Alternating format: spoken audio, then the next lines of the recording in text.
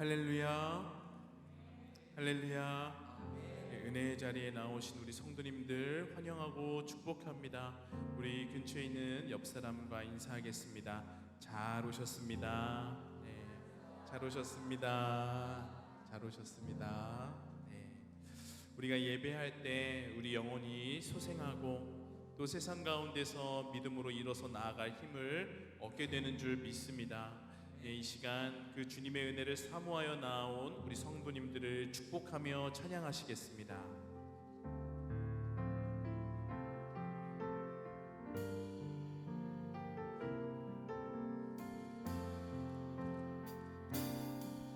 주의 말씀 앞에서 당신은 참된 예배자, 그토록 찾으시던 하나님의 기쁨, 이 세상을 향한 거룩한 생명빛 되어 이 세상을 위한 구원의 소망 되어 영원한 하나님의 나라 함께 세워 서로를 보며 축복합시다. 주의 부르심 따라 당신의 삶을 드릴 때 세상은 당신 안에서 주의 영광 보리라. 이 세상을 이길 주님의 군사 되어 이 세상을 섬길 주님의 손과 발 되어 영원한 하나님의 나라 함께 세워가리. 이 시간 예배로 나아가며 잠시 기도하기 원합니다. 막상 주님 앞에 나왔지만 주님 앞에 서기에 부끄러우신 분이 계십니까? 인자와 자비가 무궁하신 주님의 긍휼을 구하며 나아갑시다. 또한 우리를 불쌍히 여겨달라고 기도하며 예배 가운데 은혜를 간구합시다. 나아가 성령께서 오늘 우리 마음 가운데 예배 가운데 임재하여 주시기를 다같이 간구하며 기도로 나아가겠습니다. 다같이 기도합니다. 하나님 아버지, 이 시간 아침마다 그 인자와 자비가 무궁하신 우리 주님의 그 자비를 의지하며 나아갑니다. 하나님, 오늘도 우리가 부지 중에 지었던 죄, 또한 의식 가운데 지었던 모든 죄를 예수 그리스도의 보혈로 덮어주시옵소서. 하나님 아버지를 인정하고 또 그 은혜를 사모하여 갈급한 심령으로 나왔습니다. 주님, 갈급한 심령으로 나온 우리 성도들을, 주님의 양들을 주님 먹여 주시옵소서. 주님, 오늘 주님의 은혜, 주님의 흡족한 은혜를 사모합니다. 성령님, 이 시간 우리의 마음밭을 주장하여 주시옵시고 기경하여 주시어서 하나님의 은혜가 우리 마음 가운데 떨어질 때에 30배, 60배, 100배의 열매를 맺는 예배가 될 수 있도록 오늘 하루를 주장하여 주시옵소서. 주님을 사모합니다. 주님과의 사귐을 사모합니다. 오늘 예배 가운데 임재하여 주시옵소서. 예수님의 이름으로 기도드립니다. 아멘. 우리 다 같이 일어나셔서 나를 통하여 찬양하며 나아가시겠습니다.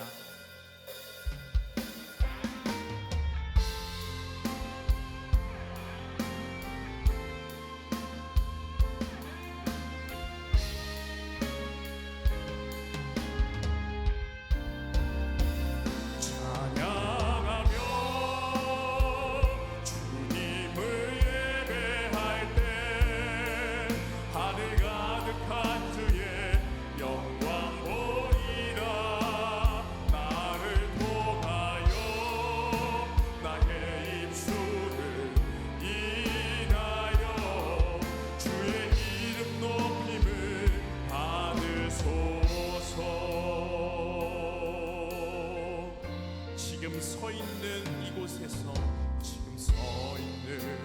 이곳에서 높임을 받으소서. 내가 밟는 땅 주님의 땅이니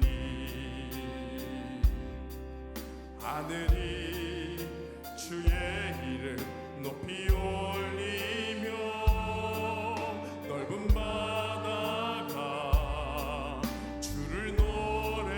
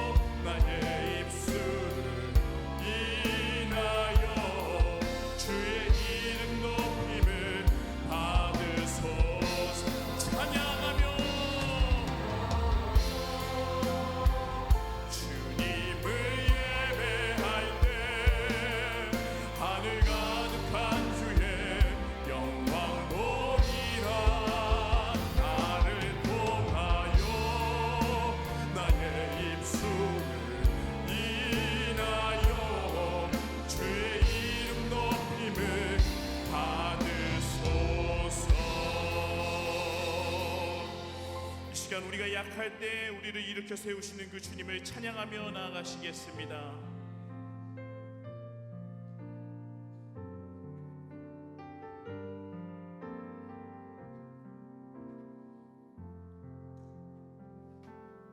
나 약해 있을 때에도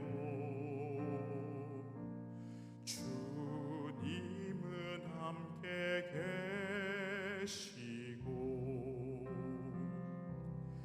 나 소망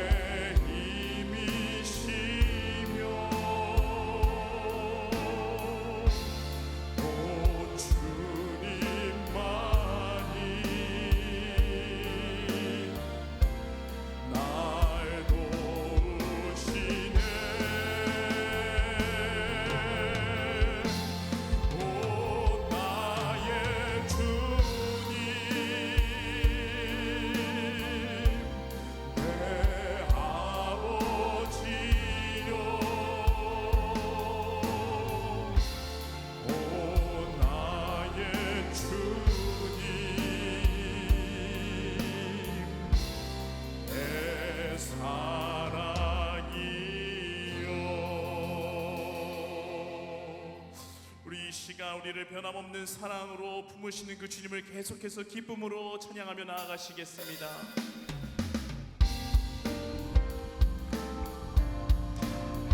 우리 가사의 의미를 생각하며 고백합시다.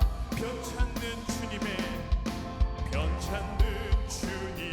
사랑과 거룩한 보혈의 공로를 우리 다 찬양을 합시다.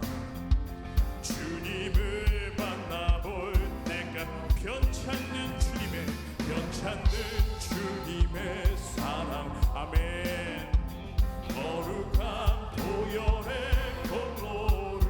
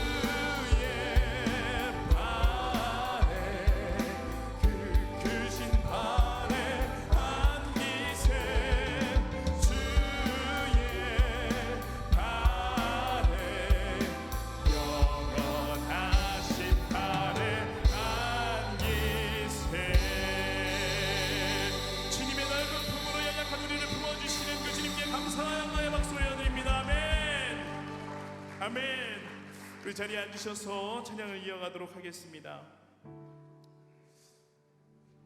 하나님은 우리의 모든 것을 헤아리시고 은혜 베푸시는 분이십니다. 신실한 사랑으로 날마다 우리를 붙드시는 그 주님의 사랑을 기억하며 이 시간 찬양으로 나아가도록 하겠습니다.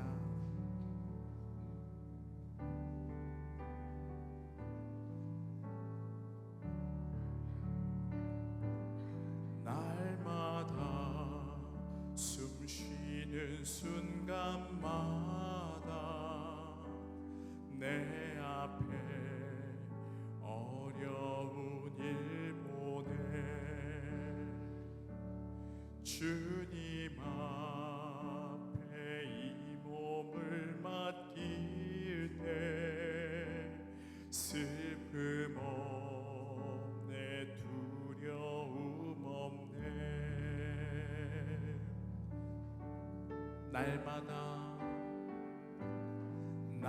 날마다 숨 쉬는 순간마다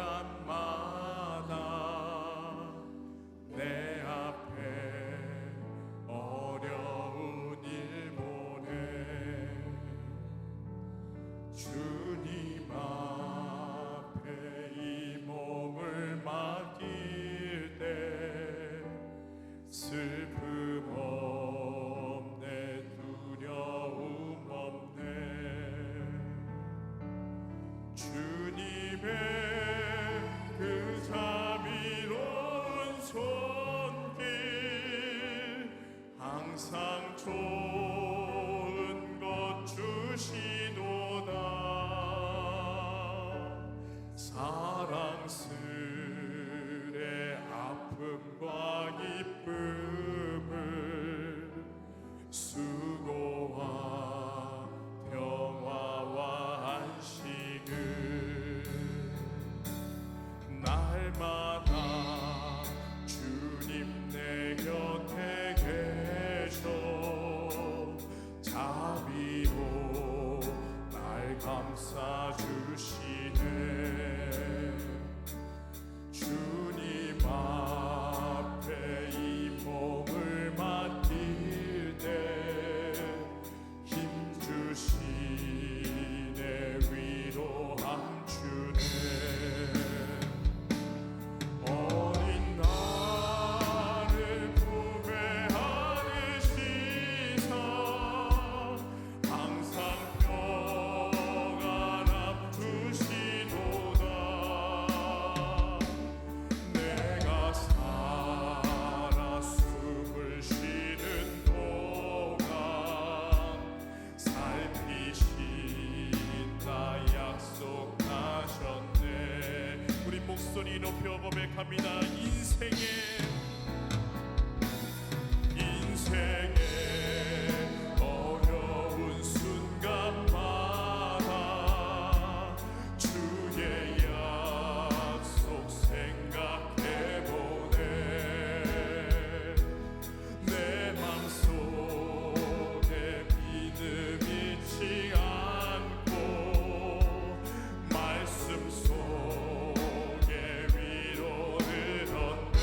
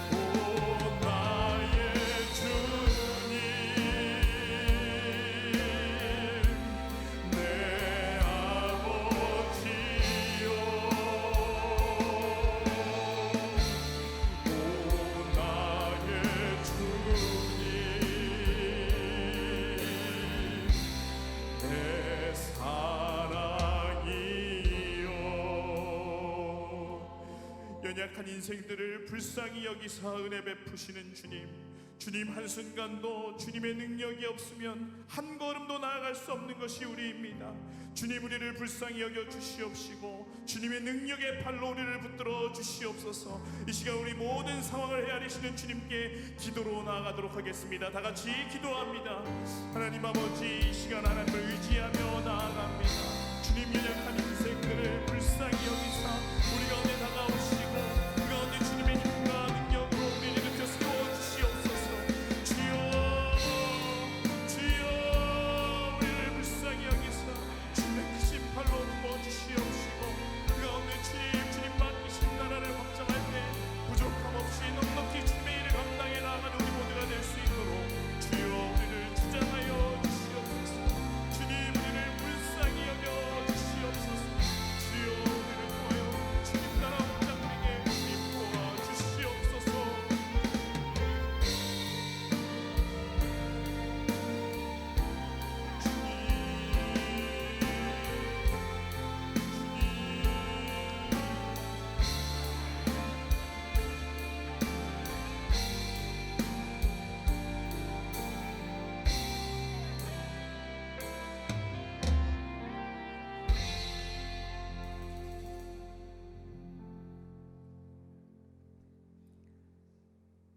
능력의 주 하나님, 상한 심령을 치유하시며 낙심한 영혼에게 새 힘을 주시고 어둠의 세상 가운데 구원받게 하심에 감사합니다. 이 예배가 향기 넘치는 산 제사가 되어 온전히 하나님께만 영광 돌리는 거룩한 시간이 되게 하여 주옵소서. 자비로우신 주님, 지난 날을 돌이켜보건대 마음과 입과 행동으로 많은 죄를 짓고 살았음을 고백합니다. 세상을 향하여 분주했던 시간 속에 주님의 은혜는 온데간데 없이 잊어버리고 이리저리 요동치며 우리의 생각과 뜻대로만 살았습니다. 저희들의 부족함을 불쌍히 여기시고 용서하여 주옵소서. 언제나 우리를 돌보시는 주님의 손길을 기억하고 우리의 삶 속에서 주님의 목소리에 귀 기울이며 주님의 뜻을 찾는 믿음의 자녀들이 되도록 축복하여 주시옵소서. 주님, 저희는 지금 갈등과 반목의 시대를 살아가고 있습니다. 전 세계는 전염병과 전쟁으로 자신들의 권력을 확장시키기 위해 욕망을 끌어모으고 힘을 모으고 있습니다. 하지만 모든 것을 보시고 아시는 주님, 이 시대 속에서 우리가 무엇을 해야 하고 어떻게 살아가야 하는지를 저희들이 깨닫게 하여 주옵소서. 하나님의 능력과 사랑을 온전히 깨닫게 하시고 하나님의 통치하심을 믿고 신뢰하게 하옵소서. 이 험한 세상 속에 오로지 주님만을 의지하게 하옵소서. 우리의 연약함을 아시는 주님, 이 시간 상하고 찢긴 심령들이 위로받고 소망을 얻게 하시고 육신의 질병으로 고통받는 성도는 치료함을 얻게 하시며 처지가 어려워 곤란함을 겪는 사람에게는 부요와 형통함을 누리게 하여 주시옵소서. 친히 세우신 교회를 위하여 기도합니다. 우리 영도교회가 영혼 구원의 사명을 잘 감당하게 하시고 지역사회의 선한 영향력으로 어두운 세상에 빛과 소금의 소명을 다하게 하여 주옵소서. 이제 주님의 음성을 듣길 원합니다. 말씀 전하실 목사님께 성령의 충만함을 주셔서 진리의 말씀, 은혜의 말씀이 선포되게 하시고 그 말씀이 우리 삶 가운데 능력으로 나타나게 하여 주옵소서. 하나님께 영광 돌리는 찬양대의 찬양을 기쁘게 받아주시고 다음 세대를 위하여 수고하는 교회 학교 교사들과 교회 각 처소에서 봉사하는 헌신의 손길들이 있습니다. 그들의 삶 속에 감사가 넘쳐나게 하시고 형통의 복을 누리게 하여 주옵소서. 예배의 시종을 주님께 의탁하오며 우리를 구원하신 예수 그리스도의 이름으로 기도드립니다. 아멘.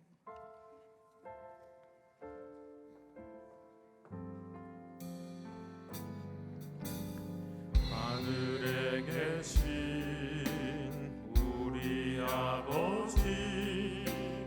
아버지의 이름을 거룩하게 하시며 아버지의 나라가 오게 하시며 아버지의 뜻이 하늘에서와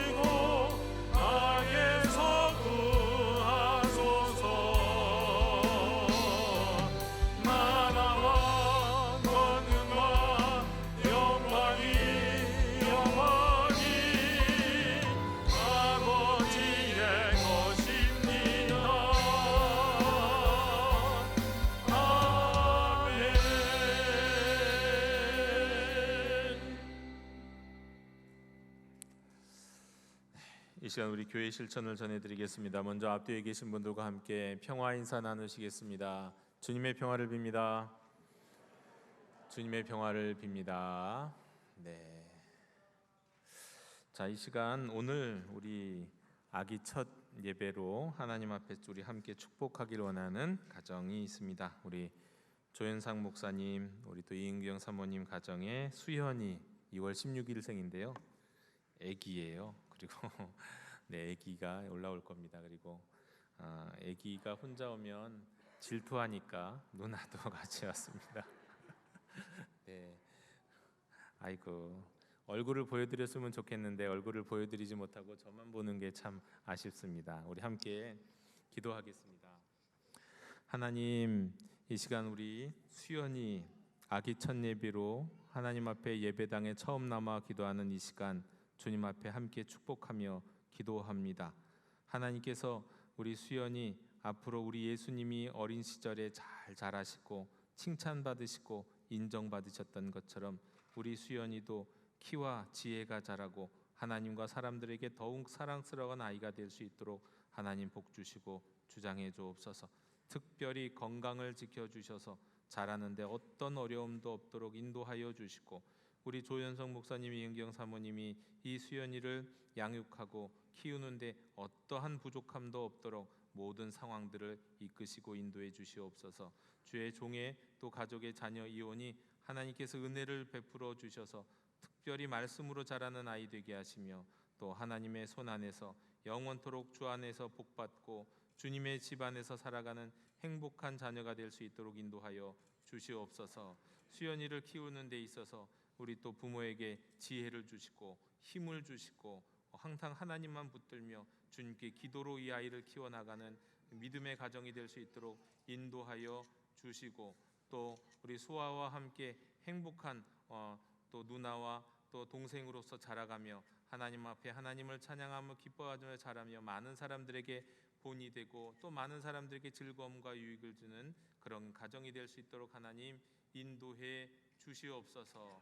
예수님의 이름으로 축복하며 기도하옵나이다. 아멘. 네, 우리 수연이와 수아도 우리 함께 박수로 축복하며 해주시면 좋겠습니다. 축복합니다. 네. 수아가 중요합니다. 네. 수연이도 이쁘지만, 네, 감사합니다. 교회 실천 계속 전해드리겠습니다. 다음 주일은 우리가 선교 주일로 지킵니다. 한 가지 알려드립니다. 우리 5월 7일부터 이게 뭐야 싶으실 텐데요. 영도 행전이 시작됩니다. 6월 11일까지입니다. 5월 7일에 우리가 전도된 기도 가운데 전도 대상자를 작정하고 또 6월 11일에 초청하는 데까지 우리가 이 영도 행전의 과정을 우리가 함께 지내도록 하겠습니다. 그 길을 함께 걷겠습니다. 그래서 우리 하나님의 위대한 명령 전도를 실천하고 하나님께 영광을 드리는 우리 영도 가족이 될 수 있기를 소망합니다. 제가 말씀 전할 때 또 말씀을 추가해서 말씀드리겠습니다.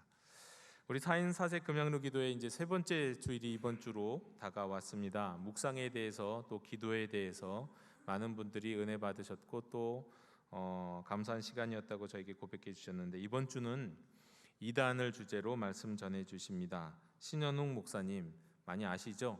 신천지의 집화장 출신 목사님이세요.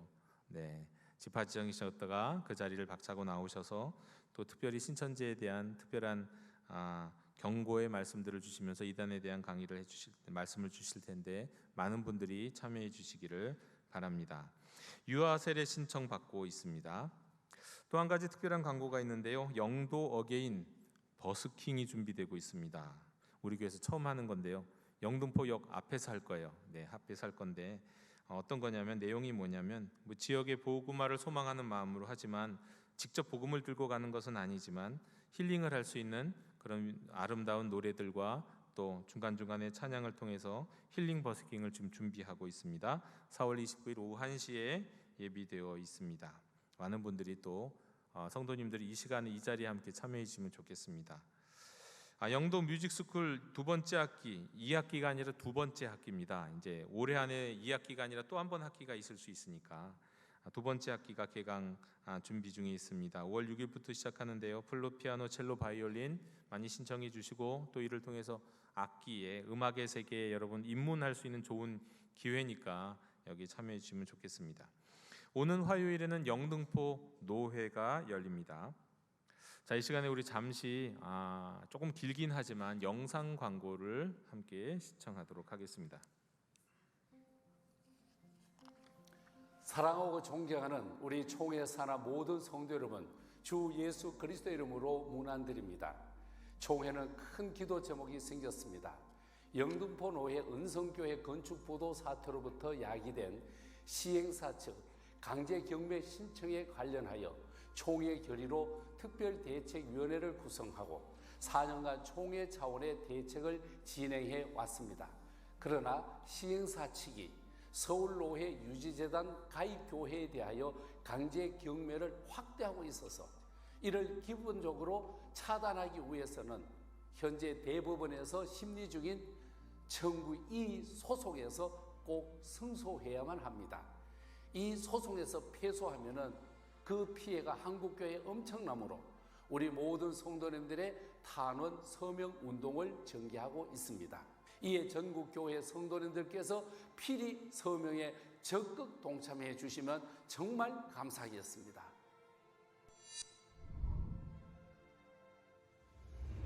우리 통합교단은 교회 부동산을 보존하는 방법으로 지역별로 설립한 유지재단에 편입해 보존하도록 하고 있습니다. 이는 총회헌법 제95조에 근거를 두고 있습니다. 부동산 실권리자 명의 등기에 관한 법률에서도 유지재단 명의로 등기하고 각 교회가 사용하는 명의신탁을 인정해 합법적입니다. 이런 교회 부동산 관리 제도에 비상등이 켜졌습니다. 한 시행사의 탐욕이 유지재단 제도를 무너뜨리려고 합니다.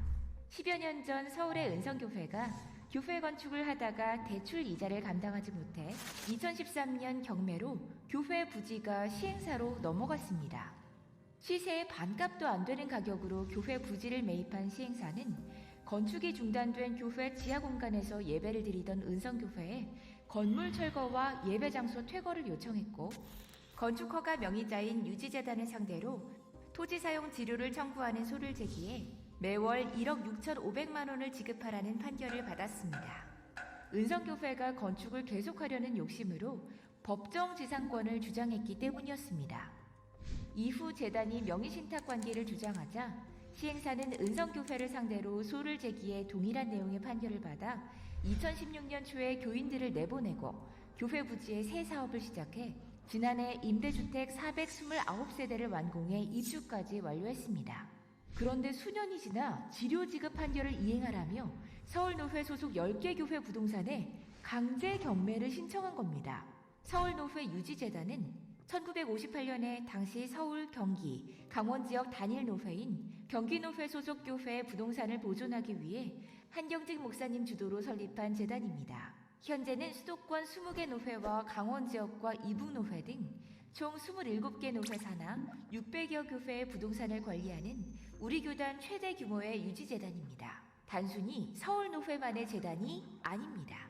따라서 재단에 가입돼 있다는 이유만으로 은성교회가 부담할 지료를 다른 교회들이 부담하라는 것은 부당하다고 서울노회 유지재단이 청구 이의 소송을 제기했습니다. 판결 내용이 실체적 권리관계와 맞지 않아 강제집행이 권리남용에 해당될 수 있다는 법리를 주장하는 겁니다. 소송은 현재 대법원의 최종 심리 단계에 와 있습니다. 교회 재산을 유지 보존하기 위한 유지재단 제도가 계속 유지 발전되기 위해 하급심에서 인정하지 못한 유지재단 제도의 의의를 대법원이 인정해 주기를 기대하고 있습니다. 청구 이의 소송이 좋은 결과로 마무리되기를 함께 기도해 주십시오. 진리의 기둥과 더 살아계신 하나님의 집인 17개 교회가 탐욕스러운 한 시행사에 의해 심각한 고통을 당하고 있습니다. 또한 자칫 이단 사이비 교회로 넘어갈 수가 있습니다. 대법원에서 지혜로운 판결이 내려지도록 탄원서 서명에 적극 참여 부탁드립니다. 감사합니다.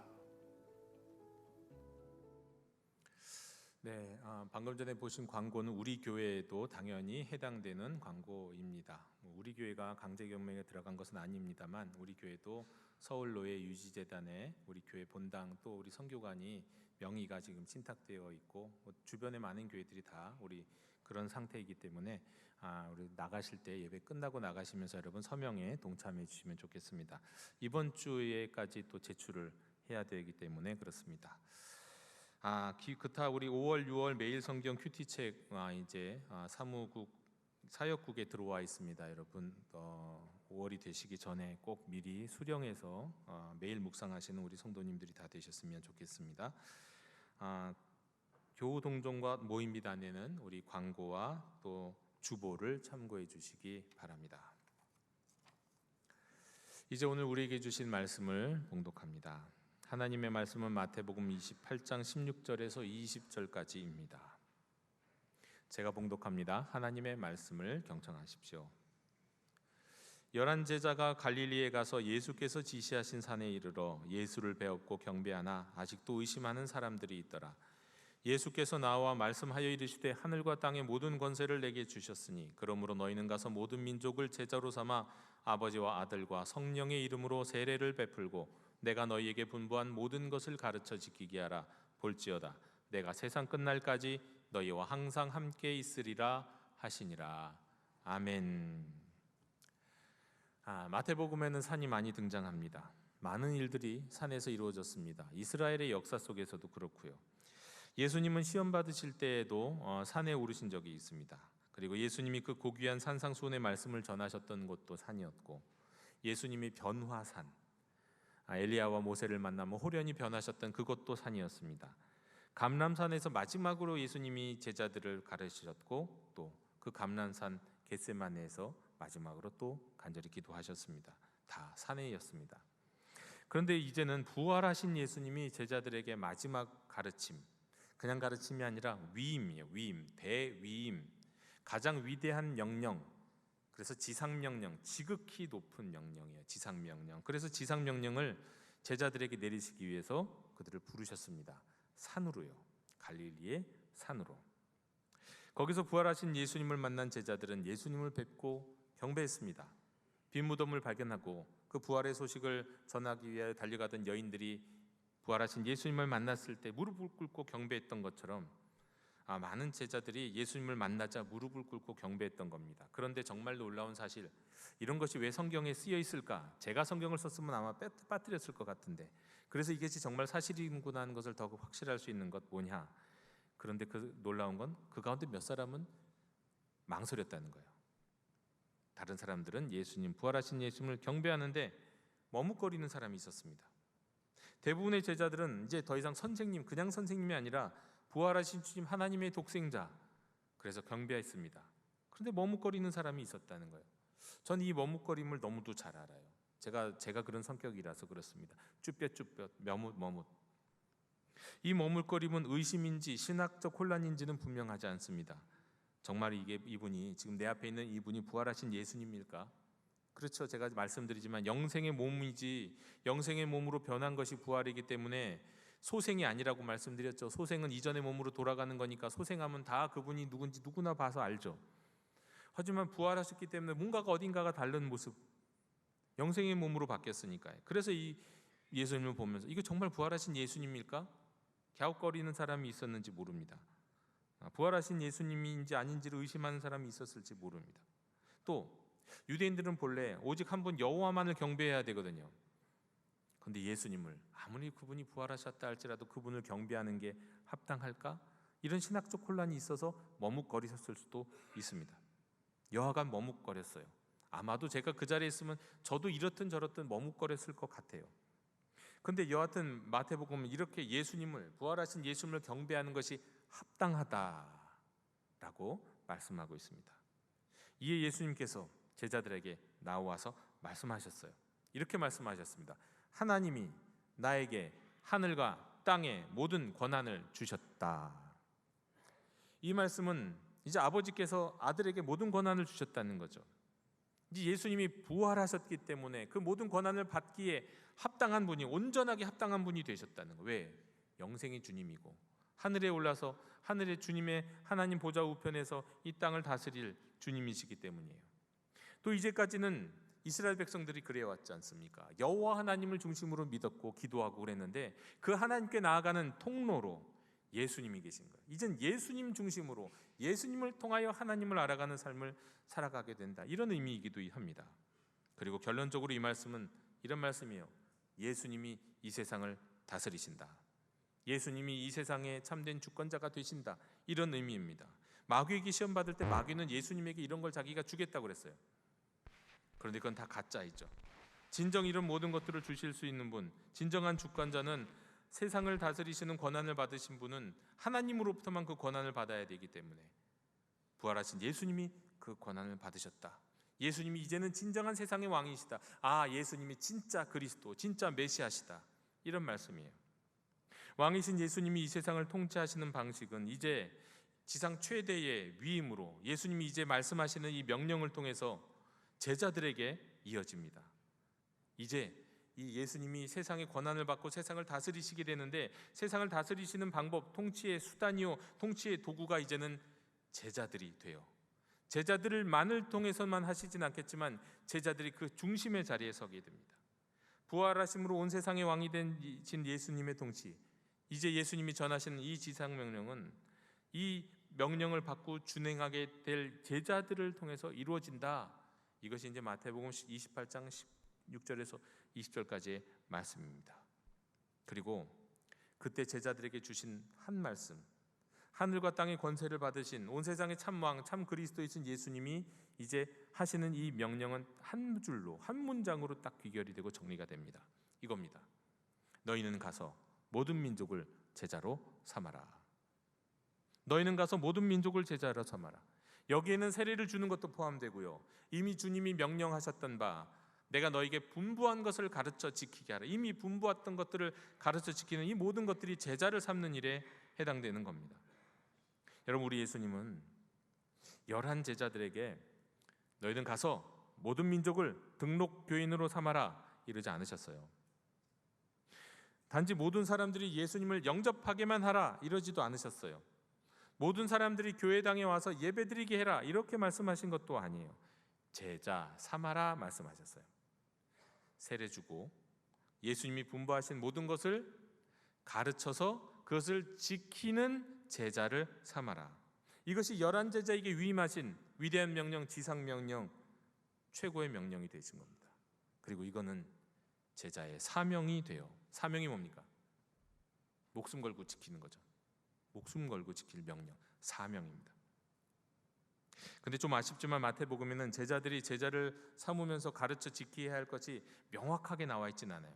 그야말로 마태복음 앞에 나와서 예수님이 하신 모든 말씀인 것 같기는 해요. 근데 이건 너무 많잖아요.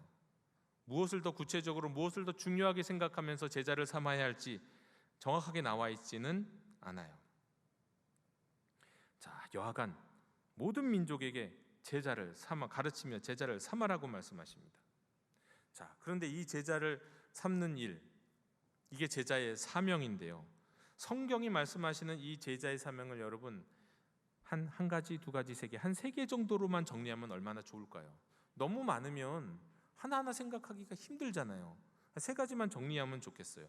3가지 제자의 사명 3가지요. 근데 여러분, 이 제자의 사명 3가지를 이야기하기 전에 제가 먼저 여러분들께 물어봐야 할 질문이 있습니다. 이 질문에 잘 좀 대답을 해주셨으면 좋겠습니다. 뭐냐면, 자, 여러분이 예수님의 제자로 부름받았다는 사실에 동의하십니까? 예, 자, 여긴 동의하실 수 있을 것 같아요. 동의 못하세요? 성경에 다 쓰여 있는데 동의하실 수 있죠. 그런데 이 질문은 조금 어려울지 모르겠는데, 자, 여러분은 예수님의 제자입니까? 약간 좀 그 뉘앙스가, 느낌이 좀 다르죠. 제자로 부름받았다는 것과 제자입니까는 느낌이 달라요.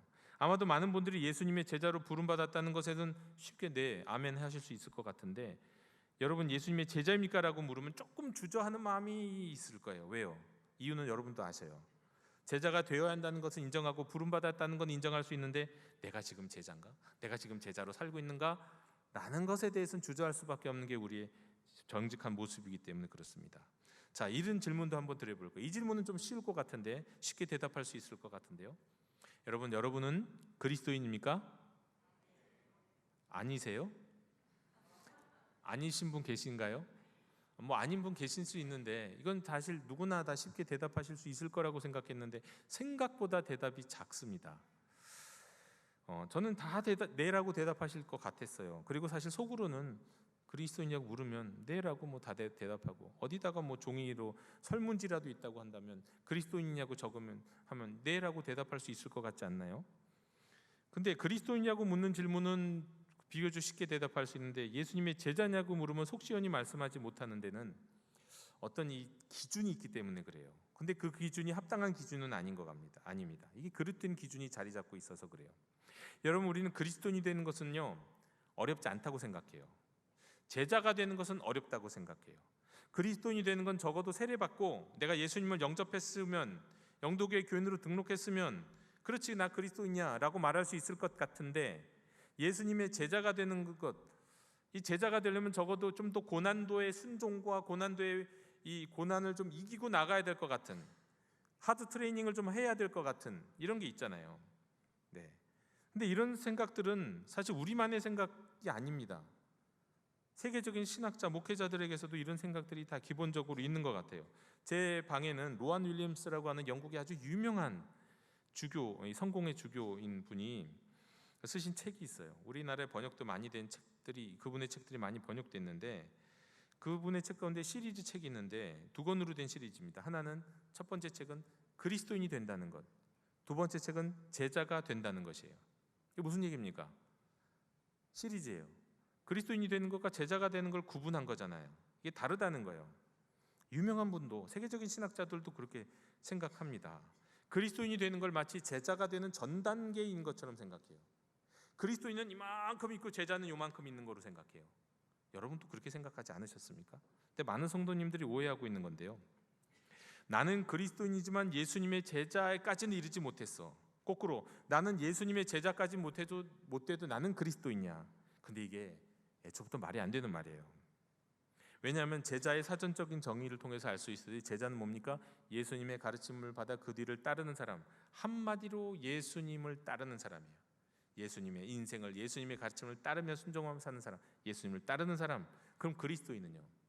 우리는 그리스도인은 그냥 기독교 신앙을 고백하는 사람, 세례받은 사람, 뭐 이렇게만 생각할지 모르겠는데, 어원적인 의미에서 그리스도인은 그리스도를 추종하는 사람이에요. 그리스도를 따르는 사람이라는 뜻이에요.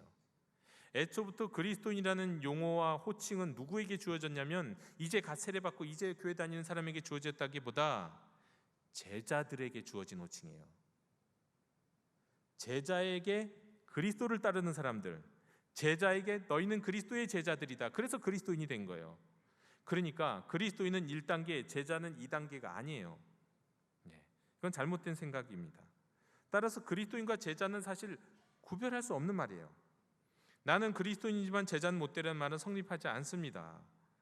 그럼 또 이렇게 생각하는 분들도 계실 거예요. 나는 예수님을 믿지만 제자라고 얘기는 너무 부족해요. 그러니까 나는 신자는 맞는데 제자는 좀 아닌 것 같아요. 이렇게 생각하는 분 계실 것 같아요. 이 말도 말이 안 되는 거예요. 왜냐하면 예수님을 믿는다, 믿음, 헬라어로 피스티스, 지지난주에 우리 묵상에 대한 금양로 기도 전에 있었던 말씀, 여러분 한번 유튜브를 통해서 보세요. 그 목사님이 이제 말씀하신 말씀의 내용에서 이 피스티스를 잘 정리하고 있는데, 원래 믿는다, 믿음이라는 말 자체가 세 가지 의미가 있어요. 지, 정, 의, 세 가지 차원의 의미가 있단 말이에요. 우리는 보통 믿음하면 지적으로 동의하는 것을 생각하잖아요. 그거 하나의 차원 맞아요. 그런데 이 믿음 안에는 신뢰라는 표현이 있어요.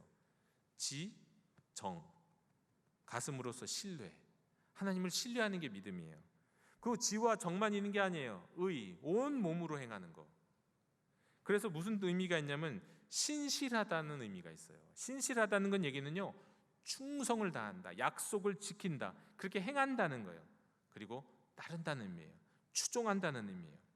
다시 말해서 믿는다라는 말 자체에 지적인 동의와 신뢰한다는 마음과 함께 따른다는 의미가 있단 말이에요. 그러니까 나는 신자인데 나는 제자가 아니야, 이건 말이 안 되는 말이에요. 이거는 논리적으로 모순되는 말이에요. 그렇다면 여러분, 그리스도를 따르는 사람은 그리스도인, 그리스도를 믿는 사람은 신자, 그리고 예수님의 가르침을 따르는 사람은 제자, 이게 다 다른 표현이 아니라 하나라는 뜻입니다. 우리는 모두 그리스도인입니다. 우리는 모두 신자입니다. 우리는 모두 제자입니다. 문제는 진짜 그리스도인이냐, 진짜 신자냐, 진짜 제자냐죠. 진짜 제자, 부끄러움 없는 제자, 온전한 제자가 되기 위해서는요, 무엇을 해야 될까요? 오늘 주신 말씀에서 예수님이 지상명령으로서 우리에게 마지막으로 가르치고 명령을 주셨던 그 사명을 이루어야 합니다. 예수님이 제자에게 명하신 많은 가르침, 이 성경 전체라고도 할 수 있고 복음서에, 마태복음에 가득하고 있는데, 저는 오늘은 그 중에서 가장 기본이 되는 한 걸음만 얘기하길 원합니다. 한 걸음만이에요. 이게 다가 아니에요. 이거는 부족하지만 그러나 한 걸음만 얘기할게요. 제가 지난번 수요일 때 우리 셀리더 인턴 교육 때 잠깐 말씀을 드린 적이 있는데, 제가 개인적으로 요즘 재미 들린 일 중에 하나가 뭐냐면 인터넷에서 챗 GPT라고 하는 인공지능으로 검색하는 거예요. 재밌어요.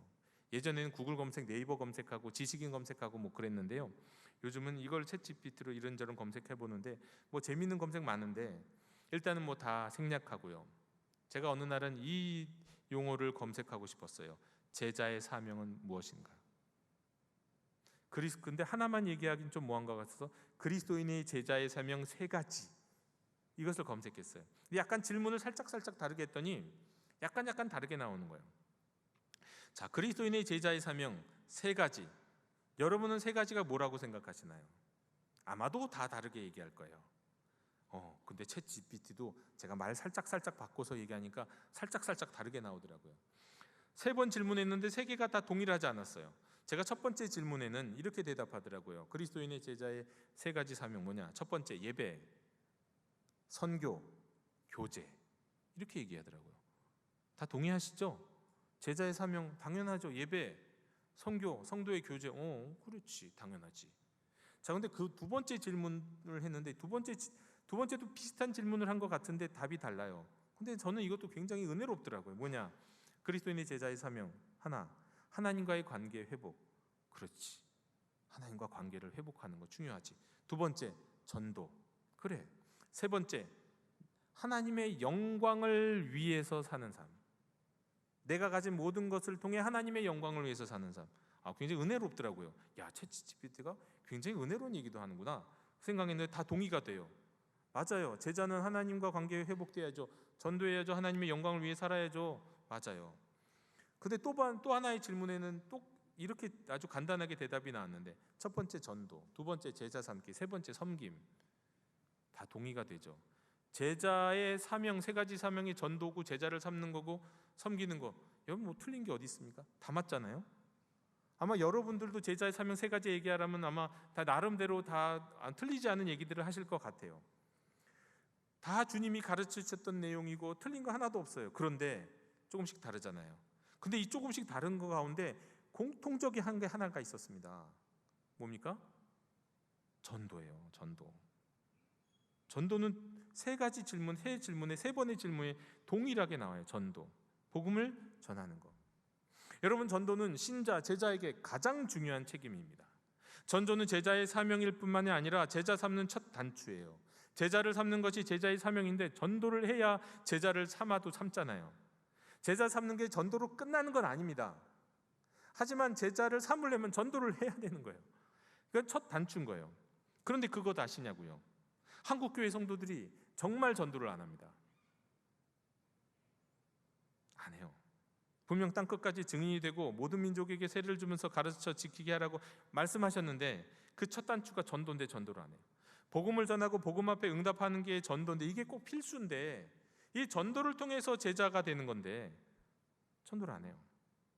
이게 그리스도인, 신자, 제자의 사망인 것은 너무나도 분명한데, 우리 한국교회 성도가 그러니 세계교회 성도는 더 하겠죠. 유럽, 미국은 좀 더 할 거예요. 여러분, 많은 성도들이 신앙을 사적인 프라이버시 영역에 가둬두고 삽니다. 여기 이렇게 여기는 침범만, 여기에다 딱 두고 요 안에 들어갈 때는 나도 열심히 그리스도인으로 살아요. 제자로 살 수도 있을 것 같아요. 요 안에 두고. 그런데 나머지 직장, 나머지 가족들, 나머지 친구들과 놀 때는 요건 좀 살짝 감춰두고 요건 좀 덮어두고, 불편하니까 덮어두고 살아요. 네, 이게 많은 그리스도인들의 모습이에요. 그래서 좀 고상한 흠이 있는 교회에는 전도 같은 건 하지 않아. 뭐 특별한 전도, 뭐 이렇게 데리고 올 수는 있지만 뭐 굳이 막 전도 집회, 뭐 전도 바깥 길거리 다니면서 전도지 나눠주고 이거 고상하지 않아, 이러는 경우 많아요. 그리고 전도하면은 뭐지 막 교회의 양적인 성장을 위한 도구처럼 여겨요. 때문에 교회에서 목사가 어지간히 전도하지 설교를 해도요 안 합니다. 꿈쩍하지 않아요. 이게 틀림없는 제자의 사명인데, 물론 이해는 합니다. 저도 만약에 이 예배당의 자리에서 이 자리에 있지 않고 이 아래 자리에서만 예배를 드리는 그냥 성도였다고 한다면, 교인이었다고 한다면 웬만해서 꿈쩍도 안 했을 것 같아요. 네. 저는 이렇게 머뭇거리는 사람이라고 말씀드렸잖아요. 성격적으로 더더욱 그랬을 것 같아요. 저는 근데 심지어 목회자의 길을 이전에 걸었던 부목사하고 예전에 신학교 다닐 때 어떤 교회에서 뭐 총동원주의라고, 어떤 교회에서 뭐 전도주의라고 그러면 왜 그래, 한국 교회가 그거 해갖고 전도가 되겠어? 왜 그래, 한국 교회 저러니까 오히려 교회 이미지가 떨어지지? 왜 새생명 축제 같은 걸 하고 그러지? 굉장히 전도에 회의적이었던 사람이에요. 저는 굉장히 시니컬한 사람이었다고 말씀드렸잖아요. 저뿐 아니라 제 주변에 있는 많은 목사님들이, 제 주변에 있는 많은 교회들이, 제 친구들이 여전히 그래요. 여전히 그런 경우가 굉장히 많아요. 적어도 무슨 뭐 전도주일, 초청주일, 뭐 총동원 이런 것에 대해서는 그래요. 그냥 일반적으로 전도하려면 고상하게 합시다. 우리 고상하게 전도하면 얼마나 좋아, 이렇게 생각하는 사람들이 대부분이고 대다수예요. 제 주변에는 그렇단 말이에요. 게다가 막 선물을 줘? 거기다가 무슨 전도주일에 누구 연예인이든 누구 초대해? 저는 막 거기에 대해서 알러지가 있었던 사람이에요. 제 주변에도 그런 사람이 대다수예요. 그런데 제가 그게 너무 교만한 생각이라는 것을 깨달았어요. 내가 왜 이렇게 교만했지? 잘 알지도 못하면서. 왜냐하면요, 왜 그게 제가 교만한 생각이라고 생각하게 됐냐면, 전도가 우리 모든 그리스도인 신자의 제자의 사명인데요, 그렇게라도 안 하면 목사가 누가 아무리 앞에서 무슨 부흥회를 하고 아무리 말씀 전하시는 목사님이 와서 우리 전도해야 됩니다 라는 말만 하고 내려가면은요, 아무리 뭐 몇 달을 전도 설교를 해도 10%도 안 움직이시고, 잘해봐야 20%도 안 움직여요. 90%에서 80%의 성도님들은 꿈쩍 안 해요. 제가 그걸 너무 잘 알죠. 안 해요. 안 움직여요. 제가 여기서 전도 설교해도 여러분 안 움직이실 거잖아요. 저 다 보여요. 전도 안 하실 거예요. 아마 대부분은. 알아요. 안단 말이에요. 저도 이제 몇 년 목회하다 보니까 그냥 느낌이 와요. 그냥 얘기해봐야, 뭐 설교해봐야 이거 소용없다. 잠깐 마음에 부담 조금 느끼다가 예배 끝나고 가면서 싹 또 잊어버리고, 다음 주에는 뭐 다른 설교 하시겠지, 뭐 이렇게 생각하고. 알거든요. 그런데 이렇게 교회가 목회가 진행되고 교회와 예배와 설교를 제가 목회자로 하다 보면 1년에 한 명 전도는 물론 평생에 한 명도 전도하지 않을 분이 대다수가 되는 거예요. 교인들 가운데, 성도님들 가운데. 이거는 제가 보니까 이건 목회자의 직무유기예요. 이걸 안 하고 어떻게든 전도할 수 있는 기회를 드리고, 전도의 마음을 전도할 수 있도록 기도를 하고, 시도를 하고, 도전을 하고, 이렇게 할 수 있도록 하는 게 목회자지. 전도합시다, 설교하고 끝, 알아서 하세요, 고상하게 알아서 하세요, 전 여러분들께 맡길게요. 막시 학생들에게, 모든 학생들에게 자기주도 학습하세요. 학생들이 자기주도 학습할 수 있는 건 10분의 1밖에 안 됩니다. 공부시켜야 해요. 애들은 학원 보내야 하는 거고 시험 봐야 하지, 누가 자기가 알아서 공부하냐고요. 어른들도 똑같아요. 특별히 전도도 똑같아요. 기회와 환경과 여러 가지를 만들어가면서 우리 함께 합시다 해야, 그래도 많은 분들이 내가 누구를 전도해야 되겠구나, 내가 그를 위해서 기도해야 되겠구나, 내가 어떻게 한번 복음의 메시지라도 전해야겠구나, 한번 초대라도 해야겠구나, 이런 마음을 갖게 된다는 것을 알게 됐어요. 근데 그런 거 모를 때는 그냥 설교하고 전도하자고 설교하면 되는 거지, 복음 전하는 사명 전하면 되는 거지, 왜 저렇게까지 해야 되나? 저도 그랬다고요. 게다가 초청하는 주일에 선물 드리고 특별한 손님도 모시고, 이건 비성경적인 거 아니야, 무슨 옛날에 예수님 전도할 때 그랬어, 그냥 예수님은 전도할 때 그냥 귀신 쫓고 선포하고 그럼 기적 일어나고 그렇게 전도했지, 왜 이상한 방식으로 전도를 하는 거지? 우리는 그렇게 못하잖아요. 적어도 하나님의 자녀들인 우리는 우리가 할 수 있는 방법 안에서 복음을 전할 수 있고 전도를 할 수 있는 그런 방법을 찾고 어떻게든 한 걸음 한 걸음 옮겨야 되는데 교회가 그렇게 인도해 주지 못하면 대부분의 성도님들은 못한다는 거예요. 그래서 교회가 그렇게 하려고 하는 겁니다. 한 발자국 한 발자국 저와 여러분이 같이 갈 수 있는 방법을 찾아보자는 거예요. 그래서 영도행전을 이제 준비합니다. 여러분, 전도에는 3가지 방법이 있어요. 다양한 방법이 있지만요, 난이도에 따라서. 첫 번째는 예수 그리스도의 가르침과 삶을 본받아서 모범을 보이는 그런 전도예요. 삶으로 하는 전도. 제일 어렵죠. 사실 따지면 제일 어려워요.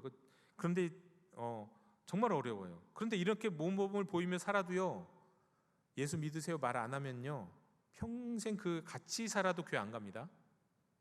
이것만 갖고는 충분한 전도가 아니에요. 아무리 내가 그리스도인의 향기를 바라는 삶을 살아봐요, 저 사람 다니는 교회 나도 다니고 싶다. 그런 사람 있죠. 있을 거예요. 하지만 소수예요. 극소수예요. 대부분 그냥 멋지게 살아가네 이러고 말아요.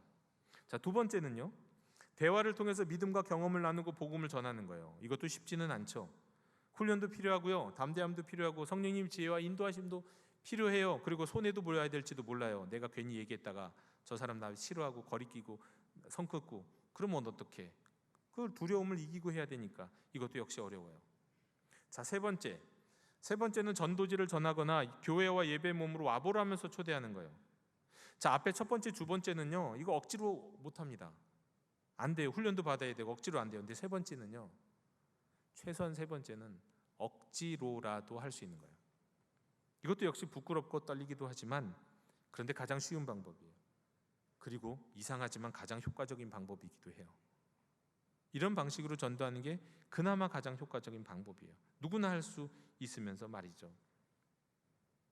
여러분, 5월이 되면 본격적으로 이제 시작하고 6월 둘째 주일이 되면 초청주의를 하면서 우리가 이 영도행전을 시작할 때 한 주 한 주마다 우리 한번 이번 주엔 이렇게 합시다, 이렇게 합시다 하고 여러분들과 함께 나누겠습니다. 그러면 너무 힘들고 부담 가지지 말면서 하나씩 우리 따라갈 수 있었으면 좋겠어요. 참 다행인 것은 여러분의 목사인 제가요, 세상 누구보다도 수줍음이 많은 사람이라서 여러분에게 막 그냥 용기 있게 담대하게 막 이렇게 하라고 말씀 못 드려요. 저도 수줍음이 많아서 못하는 건 요구 안 합니다. 그냥 같이 할 수 있는 것을 하자고 말씀드릴 거예요. 지난 주일에요, 한 교회에서 초청주일이 있었습니다. 근데 한 권사님이 자신의 지인들을 얼마나 많이 교회로 초대했냐면 600명을 초대했어요. 버스를 대절해갖고 자기가 돈 내서 버스 대절해서 600명의 지인들을 초대했대요. 우리 교회 1, 2, 3부, 4부 예배 다 드리는 인원이에요. 어마어마한. 처음엔 그 교회 담임 목사님뿐만 아니라 교구 목사님뿐만 아니라 많은 성도들이 지금 여러분의 반응처럼 입이 벌어졌대요. 그리고 나중에는 어떻게 됐냐면 그냥 그 권사님을 존경하기로 했대요. 네, 우리도 그렇게 하자는 거 아니에요. 저 그런 거 원하지도 않아요. 그런 걸 원하는 게 아니라 우리는 그저 전도라고 하는, 복음을 전하고는 제자를 삼으라고 하는 그 첫 번째 단계를요, 전도를 통해서 할 건데 그냥 한 단계씩 같이 가보자는 거예요. 어떤 분은 꿈을 꾸질 수도 있어요. 나 제일 많이 전도할 거야.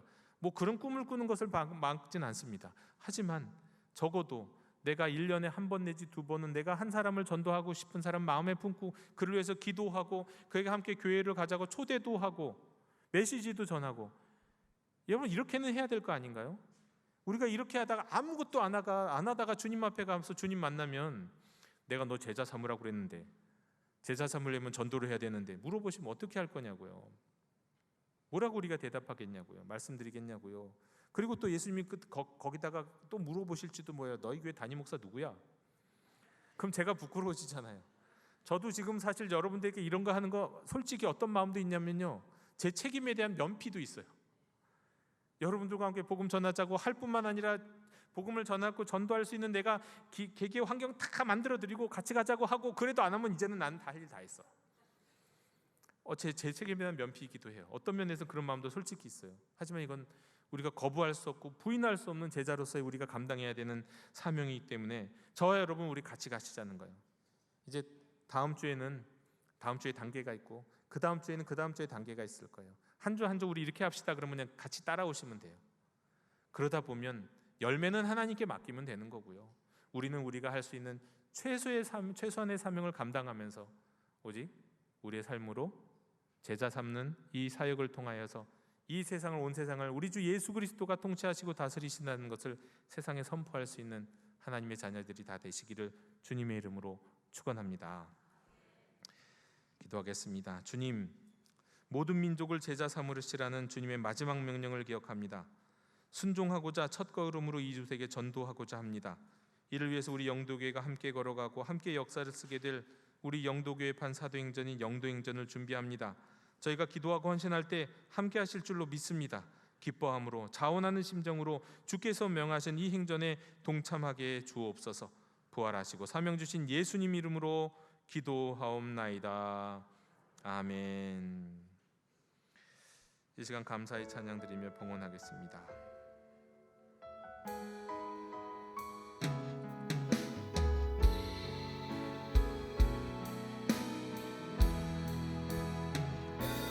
주님 감사해요. 주님 감사해요. 내가 여기까지 온 것도 은혜입니다. 주님 감사해요. 주님 감사해요.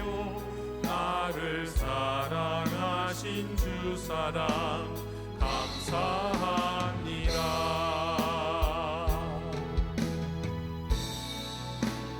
너의 삶의 창주인 너의 장부모이신 하나님 그 손에 너의 삶을 맡긴다.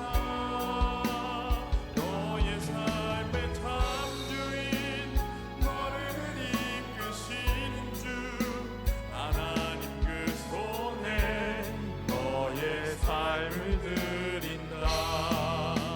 하나님 그 손에 나의 삶을 드린다.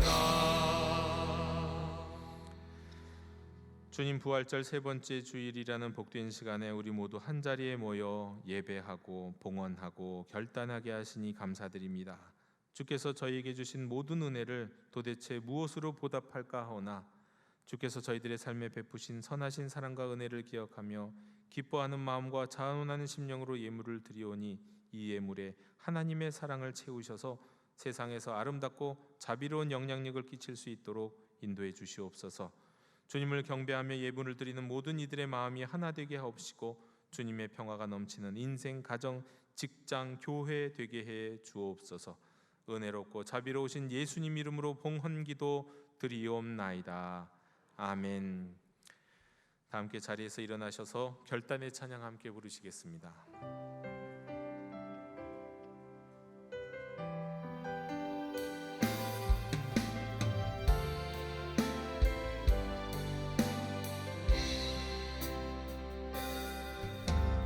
말씀 앞에서 경외함으로 주께 홀로 섭니다. 생명의 말씀 읽고 순종해 주를 예배합니다. 기록된 말씀 힘이 있어서 진리로 우리 거룩해 하며 거룩한 말씀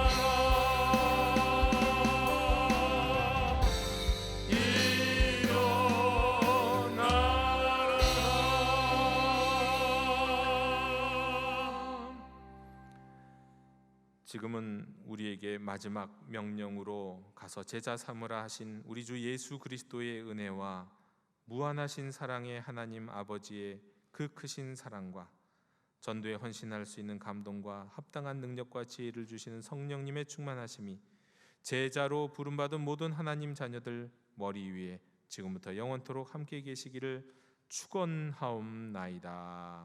아멘.